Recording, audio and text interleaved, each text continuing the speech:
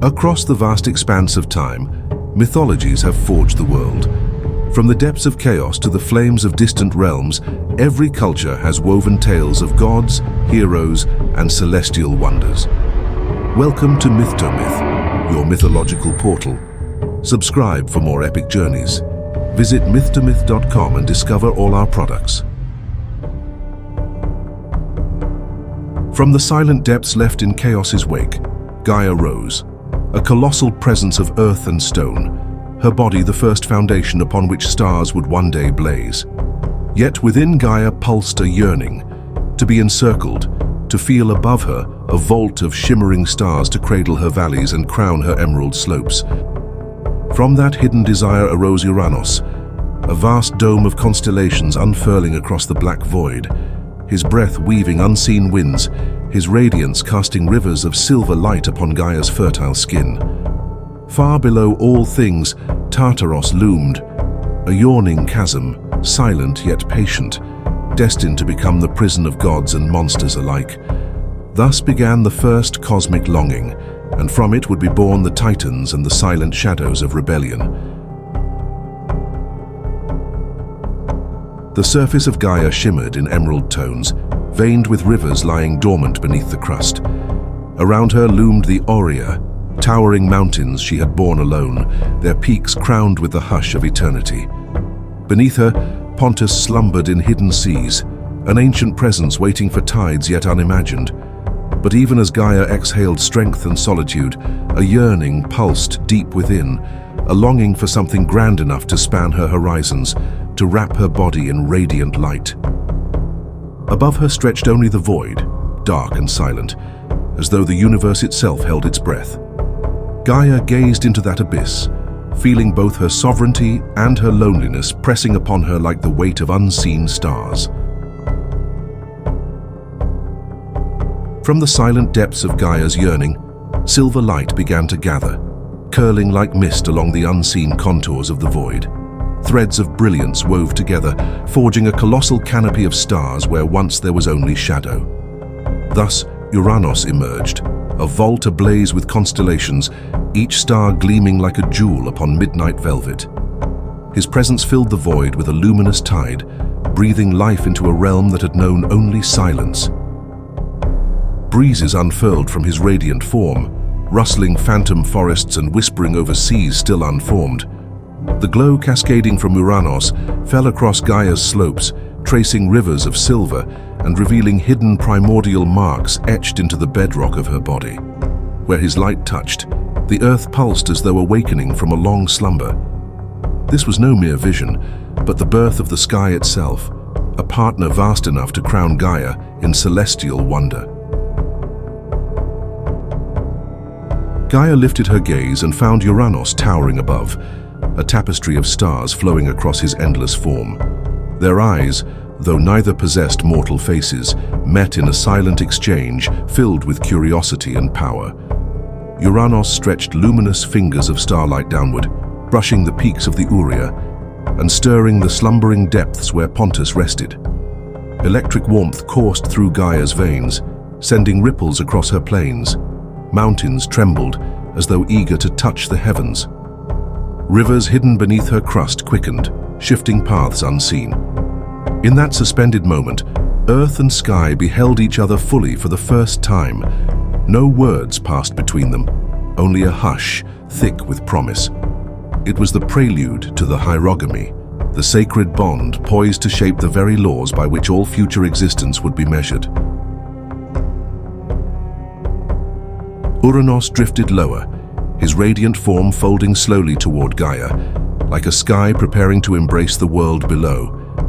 His silver light traced the curves of her valleys and climbed the peaks of the Aurea, which trembled as if in reverence. Constellations spiraled across his chest, casting dancing shadows upon Gaia's slopes. Beneath that celestial glow, her surface responded. Rivers shimmered faintly, flowers opened in silence, and hidden veins pulsed with golden light. The Aurea tilted skyward, as if yearning to reach him, while Gaia's breath deepened, drawn toward something vast and ineffable. Still, they did not touch, but in the trembling space between them shimmered a current, a filament of energy pulsing like the heartbeat of the cosmos, alive with a promise not yet spoken. The moment arrived in silence. Uranos, vast and luminous, arched fully above Gaia, his silver radiance cascading over her fertile skin like a sacred tide. The rivers upon her flanks glowed, mountains stirred, and the winds whispered through forests newly awakened. His light etched ancient symbols into her valleys and ridges, tracing the hidden language of creation. Gaia rose to meet him, her terrain lifting in subtle waves, responding not with words, but with the rhythm of existence itself. Between them, pulses of light spiraled into golden rings, fusing earth and sky in a union older than time. No sound marked their convergence, only the breath of the cosmos held still as the first divine rhythm began to echo through the stars. Thus, the first Hierogamy unfolded, a fusion that would decide the shape of existence itself. From the sacred union, power surged across creation. Gaia convulsed with divine vitality. Veins of light raced beneath her skin, rivers quickened, and mountains rose with newfound might. The Aurea strained skyward, their colossal forms humming with raw force. Deep within her, Pontus stirred, his liquid body churning as tides of ancient emotion awakened. Above, Uranos shone brighter than ever, yet his gaze grew distant, his silver eyes now veiled by flickers of silent judgment. In the farthest depths, Tartarus trembled. A ripple crossed its black surface, glowing faintly crimson, as if the underworld had sensed that harmony, once birthed, could fracture. From bliss came breathlessness. From union, unease. Yet the ocean's tale was not complete. As Pontus stirred beneath Gaia's trembling crust, something new shimmered in the salt-laced void, a presence gentler, yet equally boundless. From the mingling of Gaia's essence with Pontus's depths rose Thalassa. She emerged first as a sheen of silver mist upon rolling waves, her form shifting between liquid grace and translucent air. Where her touch fell, pearls blossomed in the foam, and fish darted like fleeting sparks of color. Her hair cascaded like waterfalls of starlight, shimmering with hues of pale aquamarine. Unlike Pontus's thunderous depths, Thalassa embodied the hush of the sea's gentle breath, the soft caress of tides upon hidden shores. Uranos looked upon her beauty with awe, recognizing in her both serenity and an untapped infinite power. Some ancient traditions whispered that Thalassa would become mother to myriad sea creatures, the lifeblood of oceanic realms. Thus, beside Pontus, she claimed her dominion, anointing the seas with secrets and calm beyond mortal knowing. The cosmos fell into reverent stillness. Uranos hovered above Gaia, a celestial vault pulsing with starlight, while she lay beneath him, her body vibrant with creation. Between them shimmered the breath of the divine, the echo of union now etched into the fabric of existence. The Aurea stood tall like living spires, their stone bodies whispering the rhythms of new life. Pontus stirred deep below, shaping currents and mysteries in the shadowed sea. And in the abyss, Tartarus brooded, unseen but ever watchful. Thus the cosmos remembered, where heaven meets earth, life stirs. But so too do shadows. The first divine bond had been sealed, and its legacy would shape all that was to come. From the sacred union, Gaia's depths stirred anew. One by one, 12 colossal forms emerged, beings of vast presence and purpose. The first was Oceanus, whose body shimmered with flowing currents, veins pulsing like endless rivers. Then came Cottus, luminous-eyed, tracing the stars with his thought. Hyperion followed, ablaze with golden fire, his gaze radiant as dawn. Creus stood still, silent as stone, while Theia shimmered beside him, casting gleams of pure vision. Rhea's form bloomed with fertile grace, and Themis rose crowned in order. Mnemosyne appeared with flowing hair woven from echoes, while Phoebe glowed with lunar wisdom. Tethys glided with the rhythm of tides, and Iapetus stood tall, his hands heavy with fate. And then came Kronos, the lastborn, silent, lean and sharp-eyed, his presence coiled like a blade yet to strike. These were the Titans, children not of wombs, but of convergence between earth and sky. Their eyes opened to a cosmos newborn, and in their silence stirred the seeds of power, law, passion, and defiance. The newborn cosmos held its breath as the first of the Titans stepped into form. Uranus surged forward, his limbs flowing like endless rivers, his voice a chorus of waves echoing through starlit gulfs. Cottus followed, cloaked in starlight, his eyes spinning with knowledge unspoken, mapping constellations with every glance. Hyperion blazed beside him, a titan of dawn fire, his golden skin alight with the promise of sons yet unborn. Briareus emerged in solemn silence, his presence anchoring the shifting cosmos like an axis of destiny. Gaia came radiant, her gaze unveiling beauty hidden within matter, casting prismatic reflections with a mere blink.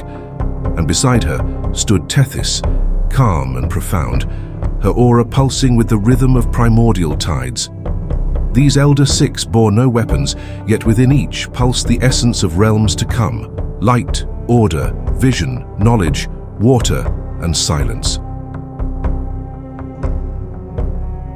From Gaia's fertile pulse came the second wave of Titans, no less mighty but born with subtler fire. Rhea emerged cloaked in verdant bloom, her steps awakening hills and valleys in her wake. Themis followed, her gaze stern and balanced, and where she walked, invisible laws settled into place, weaving the first threads of cosmic justice. Mnemosyne rose like a breath of music, her long hair trailing echoes, each strand humming with memory not yet written.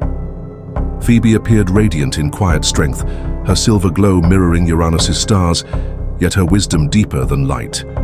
Iapetus stepped forth with hands heavy as fate, his grip shaping destinies and forging consequence in silence. And last came Kronos, lean, still, unblinking. He bore no fire nor thunder, yet in his silence lingered the weight of endings. His gaze alone hinted at a cosmos yet to be broken and remade. Thus the 12 stood, each vast, each sovereign. But in Kronos, time stirred for the first time. As the Titans roamed the newborn world, Uranos watched from above, no longer only in wonder but with flickers of unease. What once had been joy, now dimmed with doubt. He saw Hyperion's fire spreading unchecked, Oceanus carving canyons of water through Gaia's flanks, and Themis standing unmoved by his light. They were no longer just children, they were forces. Gaia, however, beheld them with quiet pride. She sensed the world deepening with each of their steps, new rhythms forming beneath their feet. But between her and Uranos stretched a silence that had not been there before. Their union, once vibrant, now felt tempered by distance, as if the heavens had drawn slightly farther from the earth. In that invisible space, the first shadow of fear was cast. Beneath the stillness of stars, Gaia felt a whisper move through her roots, not a voice but a presence unspoken. Something, or someone, remained unnamed. As the Titans shaped the cosmos, a 13th ripple echoed beneath them. From veiled depths came Dione, barely more than myth in later songs, yet here she shimmered in twilight grace. Her eyes reflected tides of emotion, love, and omen entwined. She walked between shadows, unseen by most, but felt by all. Uranos never spoke her name, yet turned away when she passed. Gaia too watched in silence, for in Dione pulsed a power not yet claimed, an echo of divinity without dominion. Thus, the air thickened with quiet knowledge. The harmony was incomplete. Somewhere in the order of Titans, a fracture had begun. The sky no longer shimmered with innocence. From above, Uranos gazed upon his children, not as wonders, but as forces. Their forms towered, their auras pulsed. Hyperion's fire scorched the horizon. Cottus's eyes pierced the dark. Even gentle Tethys moved with tides older than memory. A disquiet took root in Uranos's thoughts. What had been born of love now loomed with power beyond control. He watched Kronos from afar, the youngest, silent and ever observing. Something in his stillness unsettled even the stars. The vault of heaven seemed to close tighter, as if the cosmos itself braced for what would come. And below, Gaia felt the weight of that silence deepen, pressing like unseen stone. Deep within Gaia, shadows coiled around a truth unspoken. Uranos, sensing the stir of something unnatural, turned his gaze inward, not to the sky, but to the depths. There, hidden from starlight, pulsed the presence of three beings unlike the Titans. They were not shaped for harmony or order, but for force, raw, elemental, and blazing. Uranos named them in silence: Brontes, Steropes, Arges. Born with a single blazing eye, they radiated thunder, lightning, and fire. Yet they remained unseen, shrouded in Gaia's hidden womb. Even Gaia could not say what they would become, but Uranos felt it, power too wild to be left untamed. And so, the first fear turned to distance, and the seeds of judgment took root. From Gaia's hidden depths, the Cyclopes stirred in silence. Brontes rose first, his breath heavy with thunder, veins glowing like molten iron. Every step cracked the stone beneath him, and his voice, though never heard aloud, rumbled like distant storms. Steropes emerged next, leaner and sharper, his single eye flashing arcs of lightning. His body seemed carved of storm clouds, crackling with electric wrath, and the space around him shimmered with volatile charge. Then came Arges, radiant with a fierce burning light. His gaze scorched the shadows, and even darkness fled before his fire. Their forms were immense, their power raw and unshaped. They spoke no words, only the air around them trembled in recognition. They were creation's fury given shape. Uranos watched from above, and for the first time feared his own legacy. But deeper still than thunder and flame, other beings stirred, more ancient, more terrible. From Gaia's lowest abysses came three forms too vast to measure, too monstrous to name without dread. They were the Hecatoncheires. Their bodies heaved like mountains torn from their roots, each bearing 100 arms that writhed with unstoppable force, and 50 heads clustered together, screaming in silence. Chaos had shaped them in excess, not symmetry. Cottus, Briareus, and Gyges, they did not shimmer like stars nor hum with the elegance of Titans. They throbbed with raw disorder, as if the cosmos itself had convulsed them into being. Even Gaia trembled as they rose. Uranos, upon sensing them, recoiled. They were not children. They were the abyss made flesh. Cottus rose first, his 100 arms spiraling in restless rhythms, as if existence itself rippled through his movements. His 100 eyes blinked in discordant patterns, seeing futures not yet born. When he moved, the air cracked and bent. Briareus followed, immense and brutal, his limbs like pillars of black marble, veins surging with magma. Every gesture unleashed a rumble, as though the world flinched at his breath. His roars echoed from the underworld to the stars.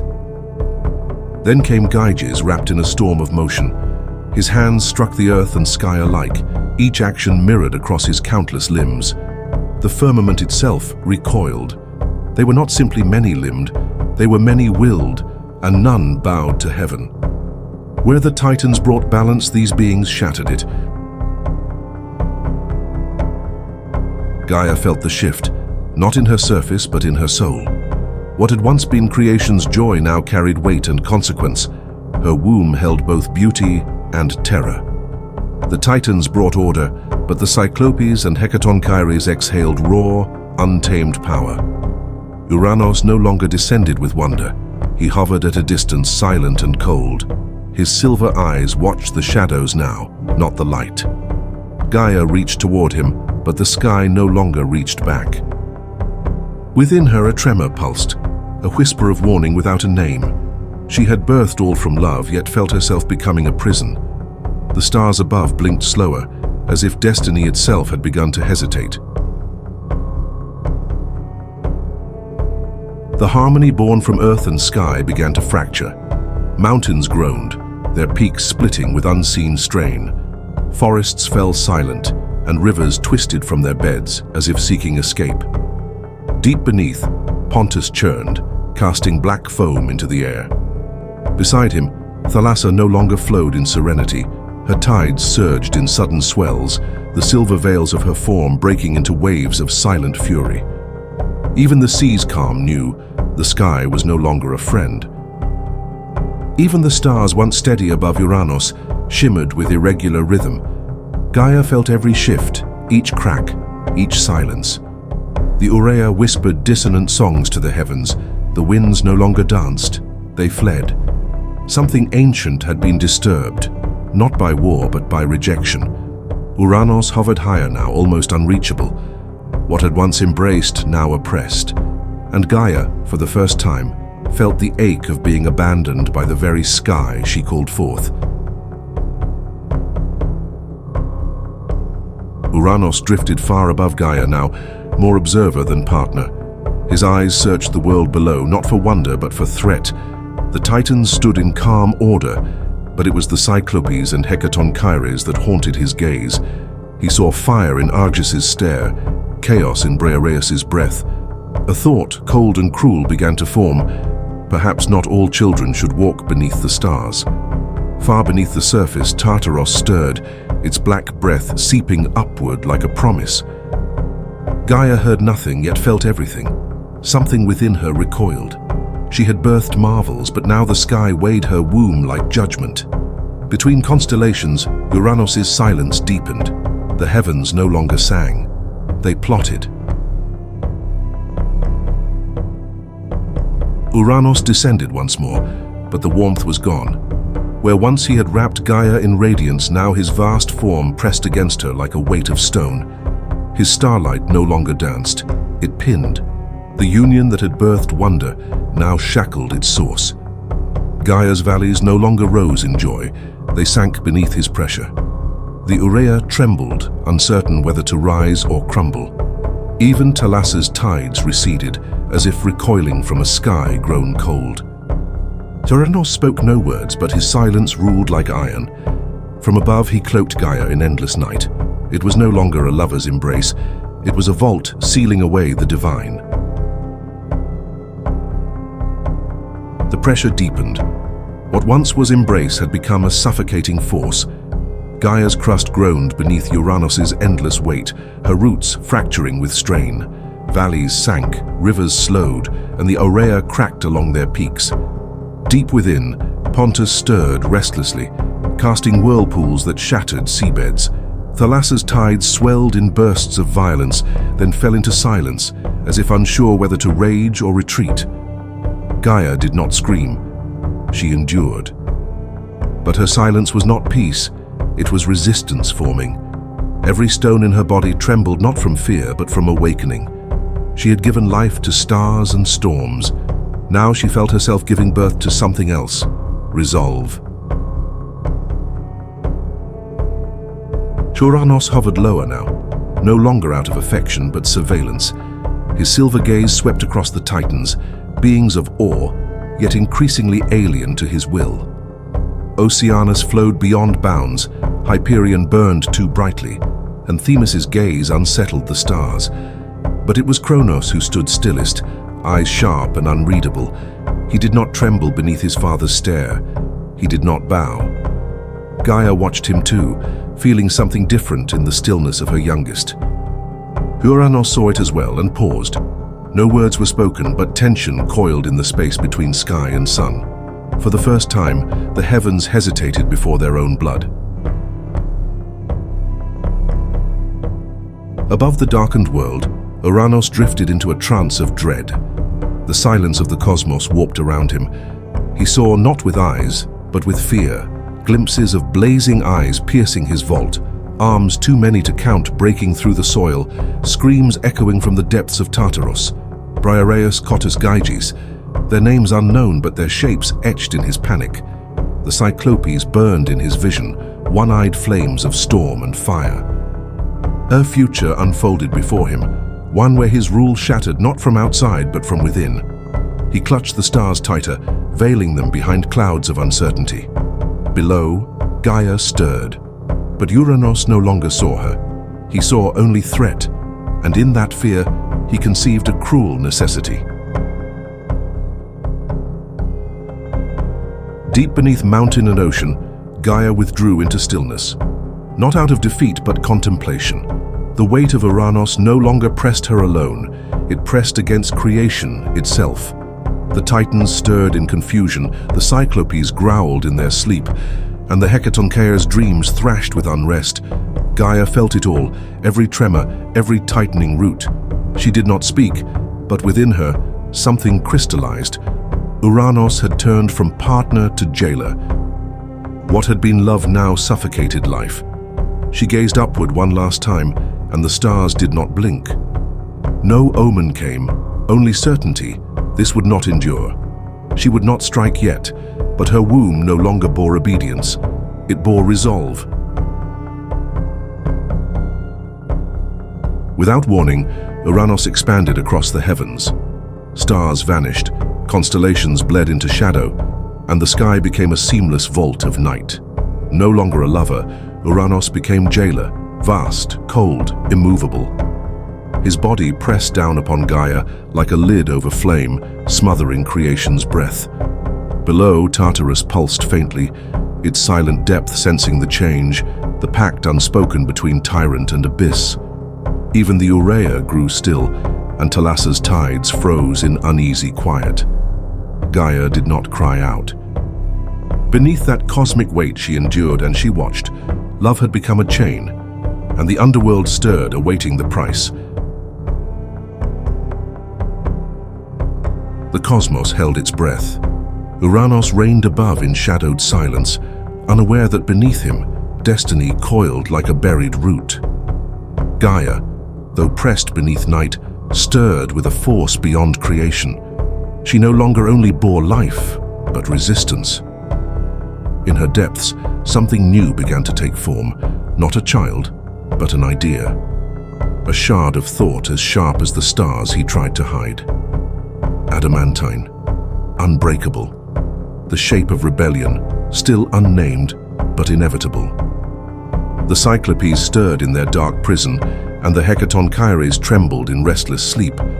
Only Kronos looked up now, not at the stars, but at the dark weight above, and Gaia felt it. The blade had not yet been forged, but its edge had entered the world. Thus the cosmos stood upon a trembling edge, forged by the union of Gaia and Uranos. From their sacred embrace rose mountains that touched the stars, seas that whispered secrets of the abyss, and titans whose silent hearts beat with the promise of dominion and defiance. Yet hidden among these noble children, pulsed Cyclopes with blazing eyes, and Hecatoncheires of 100 restless arms, beings whose power might one day fracture the vault of heaven itself. Above all, Uranos tightened his luminous vault, weaving starlight into invisible chains, desperate to preserve his reign against shadows gathering beneath the earth. Gaia, mother of all, felt the weight of destiny settle upon her timeless shoulders, knowing that the love which birthed creation now threatened to become a prison. In the hush between sky and soil, the seeds of rebellion began to stir, silent as breath, yet destined to shake the pillars of existence. Thus ends the tale of the first union, a cosmic bond radiant with creation, yet already trembling under the weight of future war. Next awaits the fall of Uranos, where blood and stars shall collide, and the heavens shall be torn asunder.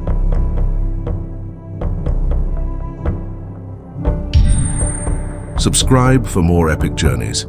Visit myth2myth.com and discover all our products.